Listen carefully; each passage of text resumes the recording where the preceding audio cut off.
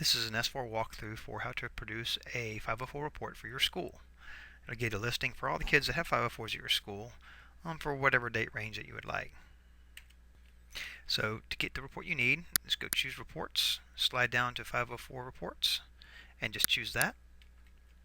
And then from there, we're going to go to 504 section 504 review dates listing, and there's a date that you have to satisfy, and that's the as of date. So that'd be the review date you've put in for all your plans. If we choose a date here, it'll pull all 504 plans that are due on or before that date. If we chose today, you would only find maybe one you put in today, obviously. I always like to put in 1 year from now.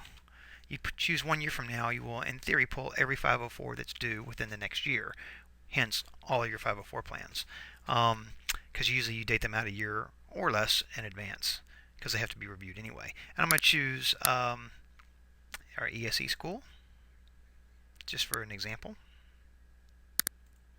and then I'm going to say view report, and it's going to start running.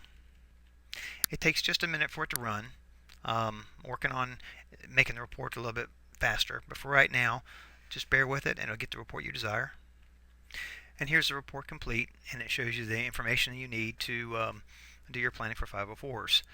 If you had 50 kids, obviously you have multiple pages, and you can print it as you need to your local printer. The only column I want to really focus on is the SYS. It's kind of representing system.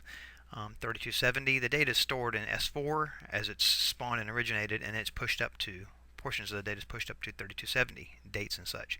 And when the data is out of sync, it's possible for one student to have two records because the data is actually out of sync. So if Joe Test was on here twice, for example, you would see Joe Test with the 3270, and you'd see him with an S4 underscore 2. That means that he's in both systems as he needs to be, but it needs to be a manual override performed or a manual update. And that's part of the end of the accommodation process we talked about in our earlier video. So once you do the upload to 3270, it'll merge. You only have one record here. You wouldn't have two. This is just trying to show you that there's data that's different between the two systems. That's all that is. This is how you report and how you find out what the 504s you have in your system. And I hope you enjoyed the video. Thanks. Bye.